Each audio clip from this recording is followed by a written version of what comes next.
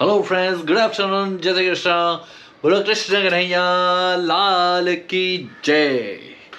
તો આજે ફાઇનલી બપોર પડી ગઈ છે રાહ જોતા જોતા, અને અત્યારે વૃષ્ટિબેન ભણે છે. બહુ જ મોડી ઉઠી વૃષ્ટિ, કારણ કે સવારે 5 વાગ્યા સુધી જાગી હતી. 5 વાગ્યા જોરદાર વૃષ્ટિ.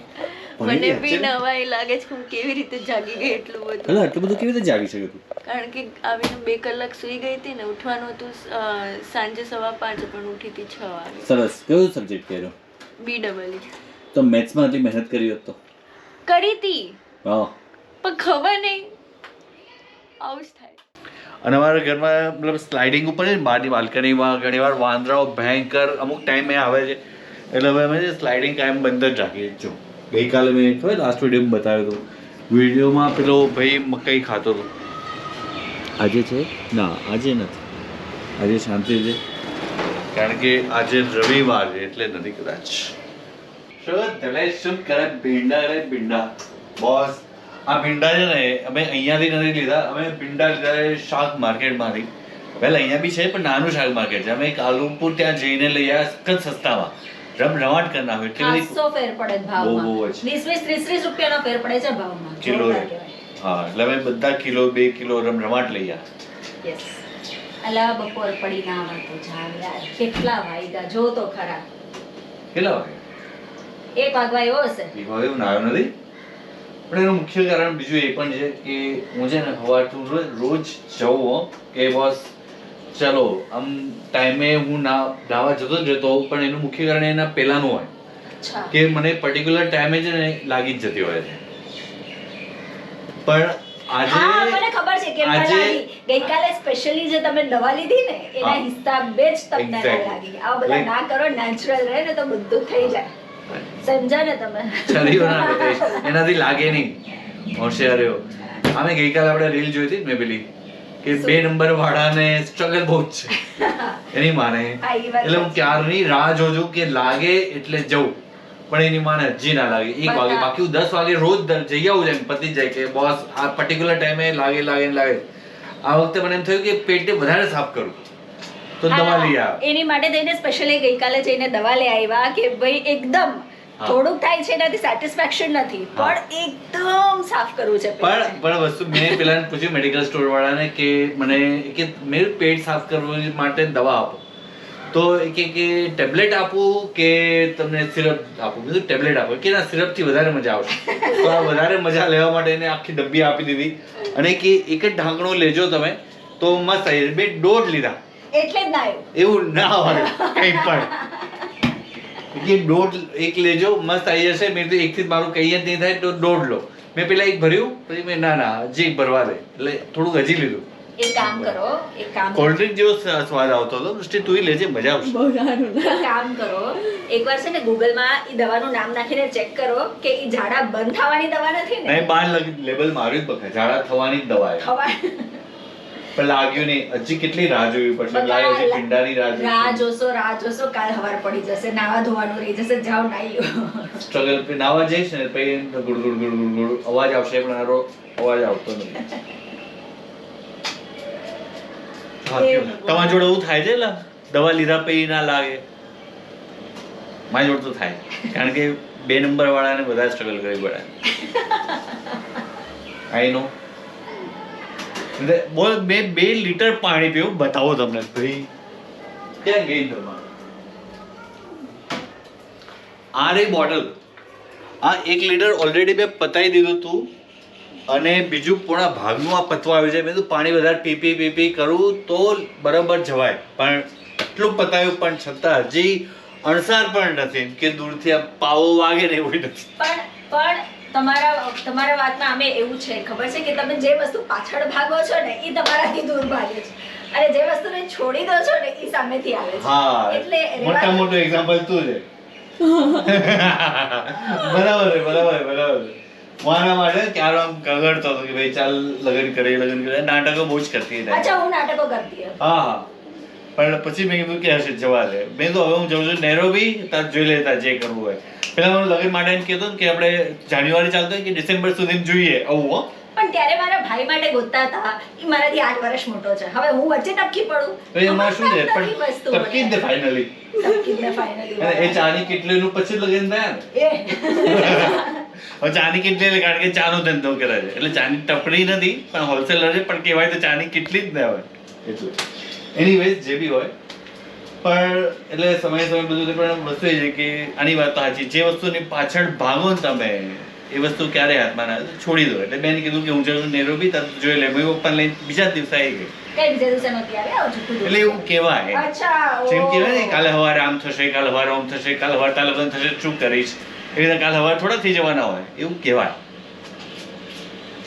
સમજે નહીં હો. અચ્છા ઓ ઓકે પણ એ વસ્તુ તો છે કે 2 નંબર વાળાને સ્ટ્રગલ બહુ હોય ભાઈ ફાઇનલી પતંગો ચગ્યા હો મેં કીધું યાર અમદાવાદમાં પતંગ ના ચગે તો કેવું ખરાબ લાગે ઘણા લોકો હવે ચગાવવા માંડ્યા છે ચારે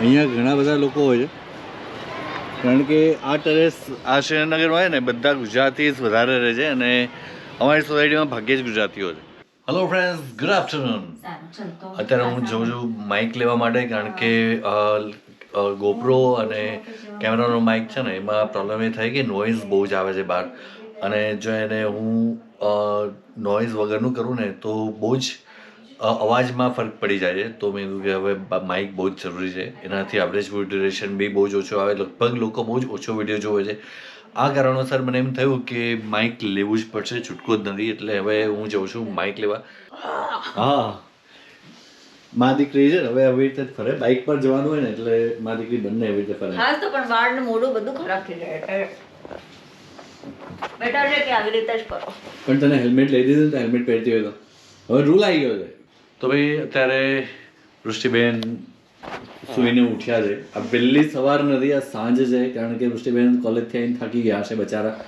અને હું ને દીપા બંને હતા જ નહીં ઘરે એટલે બંને મેડમે બહુ જ ખતરનાક ઊંઘ કરી કેટલા વાગ્યા સુધી બગા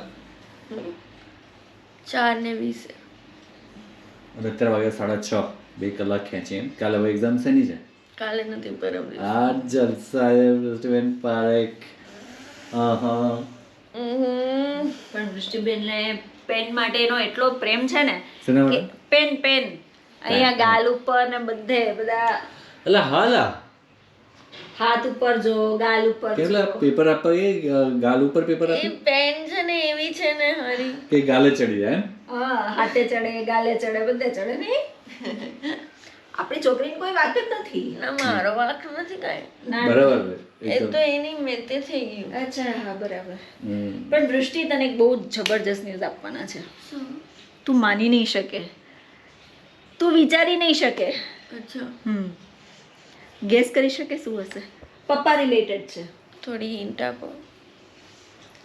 પપ્પા જે ન કરી શકે ને એ વસ્તુ કરવાના છે હવે જે પપ્પાથી પોસિબલ જ નથી એમ આપણે વિચારી જ ના શકીએ કે આ પપ્પા આવું કરી શકશે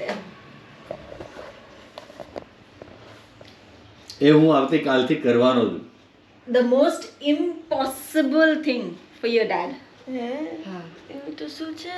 પપ્પાનું ફેવરેટમાં ફેવરેટ વસ્તુ શું છે જીમ, પછી દૂધ. એનો ત્યાગ કરવાનો છે પપ્પા શું?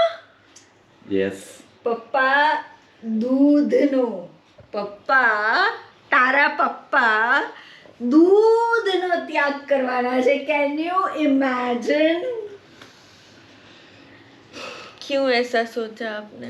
તો એક ભાઈ આવ્યા તો એમને એવું કીધું કે મતલબ એ છે ને ચાંદખેડા કંઈક ચલાવે છે એને કંઈક કહેવાય શું કહેવાય હું વાંચીને પછી તને કહીશ એટલે એમને કીધું કે મતલબ તમને કંઈ પણ કોઈને પણ ડાયાબિટીસ હોય બ્લડ પ્રેશર હોય જડમૂળમાંથી કાઢે ડાયટ થ્રુ એટલે મેં કીધું મને એસિડિટી ને બધું બહુ જ છે ગેસ છે એસિડિટી છે તો શું કરવું એના માટે કે સૌથી પહેલા તો દૂધ બંધ કરી દો ત્યાં જ પપ્પાને કેવો ઝટકો લાગ્યો હશે સખત મોટો ઝટકો લાગ્યો પણ મેં તો બંધ કરવું છે તો કરવું પડશે ને કારણ કે આખી રાત જાગવું પડે જરાક પણ ખાઈએ એટલે આખી રાત જાગવું પડે ને હેરાન થઈ જવાય એમ ઈનોના પેકેટો ખાલી થાય એટલે મને એમ થયું કે ભાઈ આ વસ્તુ કરવી જ પડશે એટલે એસિડિટીને મટાડવા માટે દૂધ બંધ કરવું પડશે એટલે એનું એવું કેવું છે કે મતલબ નાના બાળકને જ ખાલી જરૂર હોય, મોટા થયા પછી દૂધ ન પીવું જોઈએ એવું બહુ બધા લોકોનું હવે એવું માનવું છે. પેલા બધાને એવું નહોતું, આપણે બધા દૂધ પી પીને જ મોટા થયા છે. સાચી વાત છે. પણ કે હવે દૂધ તમે બંધ કરીને જુઓ તમને એસિડિટી મટે જ કે નહીં એમ. એટલે આ સ્ટાર્ટ છે. અને બીજું મેં એવું ચાલુ કર્યું કે આજથી જ કે બાફેલા શાકભાજી ખાવાના. જોયું ને? મેં મમ્મીએ બંને ખાધું અને બહુ જ મજા આવી. નહીં મજા આવી? બહુ મજા આવી. સરસ લાગે એમ. બીટ, ગાજર, વટાણા, હે તો આવું બધું હવેથી આ જ ખાવાનું. રોટલી ભાત બધું બંધ. હું રોટલી શાક દાળ ભાત બધું ખાઉં. ના તું ખાજે, પણ હું તો બંધ કરવાનું. મમ્મી બી ક્યારેક ક્યારેક ખાશે, ક્યારેક ક્યારેક નહીં ખાય આવું છે. પણ મારું તો કન્ફર્મ છે કે હવેથી તો હું આના ઉપર જ જીવીશ. હું બી હવેથી છે ને દૂધ ત્યાગ કરું છું. આ તો પીવું જ નથી હોતું. બેન તો રાહ જોતા હોય છે, બેન તો રાહ જોતા હોય છે કે ક્યારે મને ચાન્સ મળે અને હું દૂધની ના પાડું. હવે એમાં એના પપ્પાએ કહી દીધું છે એટલે તો બેનને તો લોટરી જ લાગી ગઈ છે. પણ બેન તમારી માટે આ નથી applicable. ના છે મતલબ જો પપ્પા ત્યાગ કરે તો હું એમની દીકરી છું તો તો એમને ભાઈ હું બી સેવ ઉસળ ને વડાપાવ ને એ બધું અલગ વસ્તુ છે. હું તમને એવું ના હોય. એવું કાંઈ નહીં. ખોટી વાત નહીં. ખોટી વાત જ નહીં. જા જા. વાતો કોઈ સાંભળવાનું જ નહીં એવું. તો ભાઈ આ માઇક લીધું છે ડિજિટેક વાયરલેસ માઇક્રોફોન સિસ્ટમ. તો આ માઇક લીધું છે અને જો તમારે લેવું હોય, તમે મતલબ ક્રિએટર હો તો તમારે લેવું હોય તો ડિસ્ક્રિપ્શન બોક્સમાં જજો, આમાં એની લિંક છે તો તમે ત્યાંથી પરચેસ કરી શકો છો. અને વિડીયો ચાલતો હશે ત્યારે પ્રોડક્ટ જે આવશે ને એમાં ક્લિક કરશો ને તો આનું તમને મળી જશે. તો તમે આમાંથી જ પરચેસ કરજો હો ને, તો 2 પૈસા મને પણ મળે યાર, સમજો છો ને? તો પ્લીઝ એટલું કરજો ચોક્કસ. અને બીજી વસ્તુ કે તમે જે પણ વસ્તુની શોપિંગ કરો ને ફ્લિપકાર્ટમાંથી કે મિન્ત્રામાંથી, તો આપણા વિડીયોમાંના લિંકમાં પેલું પ્રોડક્ટમાં જઈ અને તમે બીજી પણ વસ્તુઓ લઈ જ શકો છો. અને બહુ જ બધી વસ્તુઓ તમે મંગાવતા હશો તો તમે આ લિંકમાં જઈ અને કોઈ પણ પ્રોડક્ટ ખરીદી શકો છો. આ અથવા આના સિવાય કોઈ પણ એમ દુનિયાભરની પ્રોડક્ટ હોય છે અંદર, તો તમે કંઈ પણ પરચેસ કરી શકો. તો ભૂલતા નહીં, કરજો હો. સારું ચલો, તો હવે મળીએ થોડી વારમાં. Till then have a nice time. Bye, good night. જો તમને આ બ્લોગ ગમ્યો હોય તો લાઇક કરજો, શેર કરજો, કમેન્ટ કરવાનું ભૂલતા નહીં. તમે કમેન્ટ નથી કરતા યાર, કમેન્ટ કરો તો મજા પડે મને. લાઇક કરો, એન્ગેજમેન્ટ વધે તો વધારે લોકો સુધી વિડીયો પહોંચે અને ચેનલ જોરદાર ગ્રો થાય. હા, બીજાનું કરો તો આપણું ઉપરવાળો સારું કરે જ કરે. આ વસ્તુ હંમેશા ધ્યાન રાખવી.